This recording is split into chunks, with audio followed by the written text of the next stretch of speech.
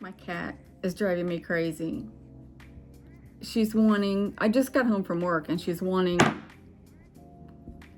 all the love that she could possibly get. You'll see her tail. I don't know what her problem is right now. Those are not orbs, by the way. Those are cat hairs. Okay, she jumped down. Woo! So I kind of want to touch on this subject a little bit today about postpartum depression. And I can speak about this because I actually went through it. At work, I listen to all kinds of videos throughout the day, and I listen to a lot of videos. Cat hair.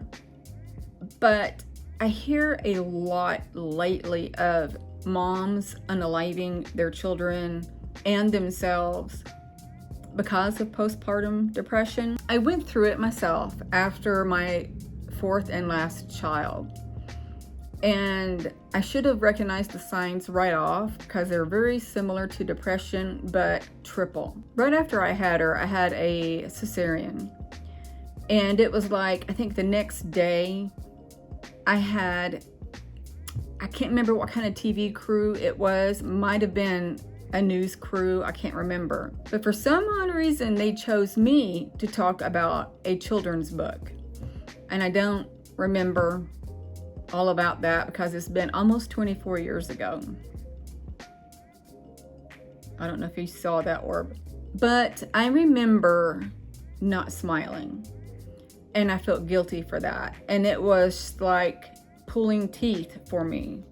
It was a struggle. It was a very bad struggle.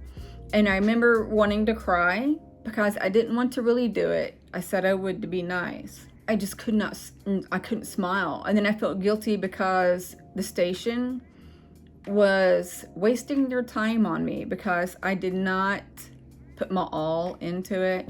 And I knew they were looking at me like, can't you smile kind of thing. And I just wanted to cry. I'll also say that I breastfed my daughter. And I'm telling you that for a reason. I remember things kind of bothered me. I was like on edge. I wasn't angry. I was just on edge. I kind of like just wanted to cry at every single little thing.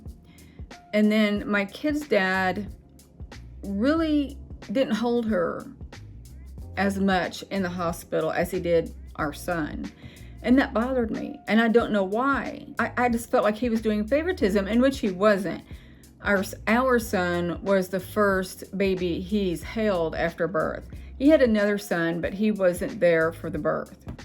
I think he was there later, I'm not sure. I can't remember how that went. But we get home, and I'm continuing breastfeeding, and I don't know how many days went past, but he worked third shift. He'd come home in the mornings and sleep all day.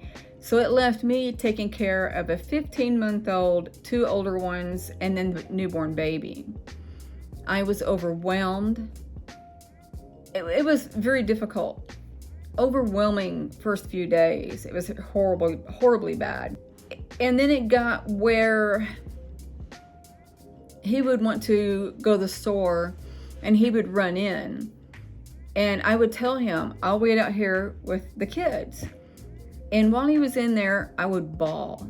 I would cry. I would bawl. I would get as much out as I could, dry my tears, and he would come in. Never knew.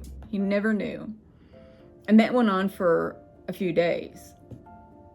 And then it got where I didn't know what to do. These emotions were overwhelming. They were excruciating. They were very traumatizing. This is what really sent me over the edge. My youngest started crying because she wanted to be fed. And I don't remember why he had her at this time, but he brings her to me in the bedroom. I think it was in the bedroom. I can't remember where it was. And I broke down. I broke down crying, and I remember my first thoughts were, why can't you help in anything? Why can't you do something to help me? I held up my hand And I either walked away from him, he walked away from me. I can't remember. I broke down. I remember I locked myself in the room, locked him out, and I remember rocking back and forth on the bed, wanting to unalive myself. But in my head, I knew that's not who I was at that point in my life. I just wanted to end these thoughts. I just wanted to end everything. It was very, very, very difficult. And he was at the door telling me that I needed to go get help and that he didn't know what to do. And I was very thankful that he was telling me that. I really was, because that showed me he cared, of course.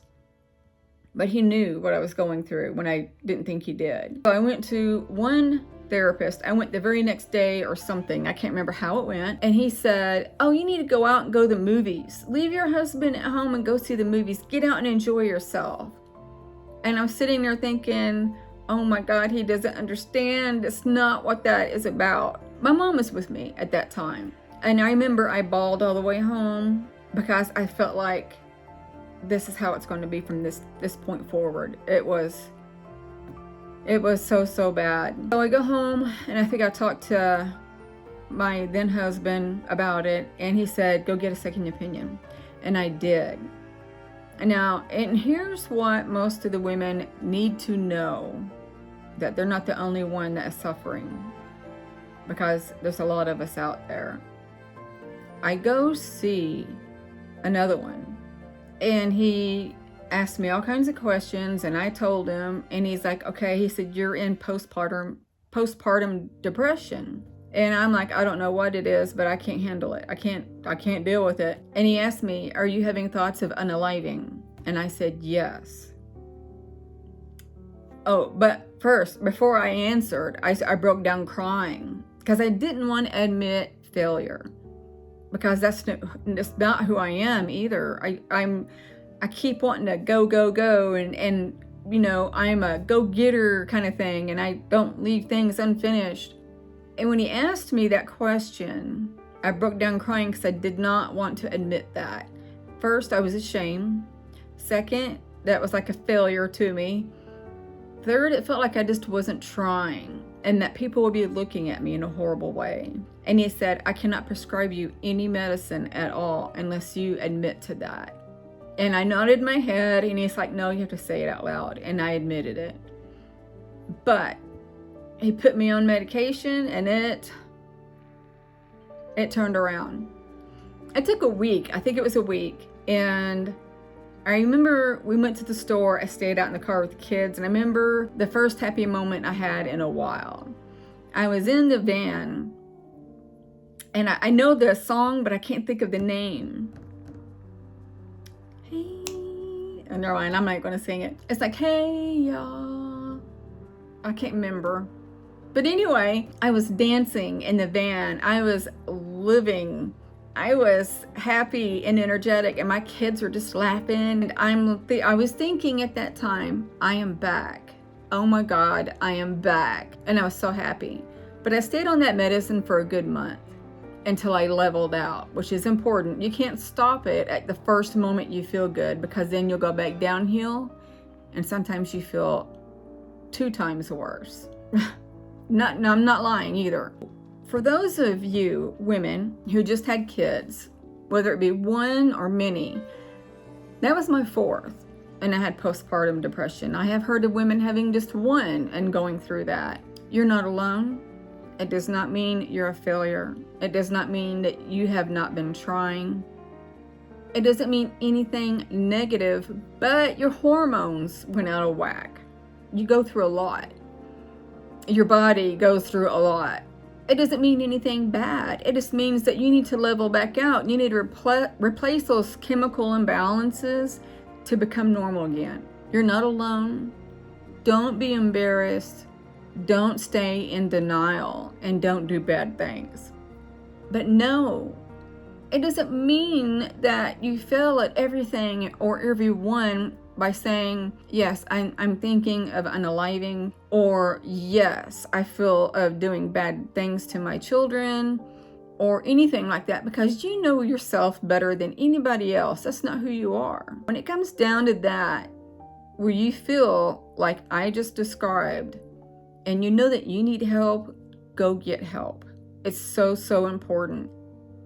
You will feel like your old self once you level back out, and you will be so thankful. Do you think that therapist is laughing at you behind closed doors? No. Do you think that you're the only one that he or she sees? No. They are there to help people like you and I. They know this happens. They went to school for it, and they're there to help you. This is why they went to school, specifically because of us. Well, and other reasons too, of course. I want to be of help and of service in this category. When I was 16, I attempted to unalive myself, and it should have worked. It should have happened, but miraculously it didn't. So I've been there. And I knew that this postpartum depression wasn't the right ideas I should have been having at that time. And like I said, you know yourself. You know right from wrong. You know that this is not who you are. Don't feel embarrassed or like a failure. Go get help. You will appreciate it once you level out, and your family will appreciate it. I promise you, you will. I was listening to one person today, and it was an old video of hers, and I didn't realize it was old until I looked at it, because I'm like, this sounds different, because she's got a whole different setup now. She sounds a lot better. When I was listening to her, it hit me, wow, this is like the second one I've heard today. Then I started thinking, well, I've heard one the other day and one like a week ago. And I'm sitting there thinking, oh my gosh, this is very common. It's happening a lot. I think that years ago, people would sweep it under the rug and ignore it. But I remember a woman by the name of, and I might get their last name wrong, Yates, who unalived her children. Well, that wasn't laughing at the point. It was having to say unalive. It's kind of funny. I think the start of that is when things started slowly trickling in to the people. And now it's got so drastic that everybody knows. I think they should do something to women that have babies right after they have them, that they could put in your IV, so that won't happen. Before you go home, put that in the IV and you're good to go. That's what I feel that should happen. And I don't know if they'll ever get to that point or not. They should. Just saying. And if anybody creates that, I'm suing. Well, I can't because I didn't patent it yet. Oh well. So I wanted to touch on that. It's very important to me, as it should be to you. And, you know, I hope that this video does you some good. I hope it puts some good behind all this bad and things that shouldn't be happening, and puts things in perspective. I kind of lost my train of thought there for a second. Let me know what you think below. And men also, you deal with your wives that go through this, your girlfriends or whatever. So if you wouldn't mind, leave me a comment. And let me know how you think of my other videos. Speaking of that, I am so sorry. I am so sorry.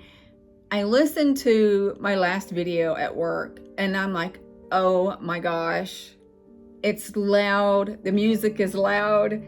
But see, when I'm doing it through my computer, I have speakers that are really good speakers. They should be a surround sound speakers. So it sounded normal. It sounded like the music was real faint and I was up front, you know, and I'm sitting there listening to the whole thing thinking, oh, this is horrible. So I apologize.